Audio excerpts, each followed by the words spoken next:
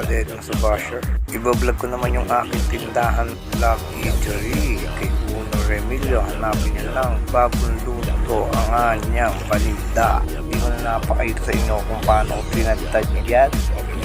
Ayan, ang sarap-sarap niyan. Gagawa rin ako ng gravy yan. Ayan, pagkalutong-lutong yan, kasama kain, pati buto, walang tapon, ubod ng sarap, pati ng gravy yan. Ayan, nakikita nyo, crispy yung leeg niya yan, pampulutan.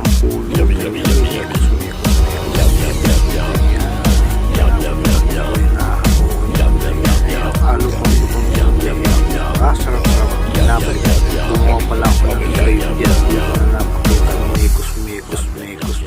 Yan. Araw-araw bago lahat mapag-gravy. Hindi ako nag-iinit ng mga paninda ko. Lahat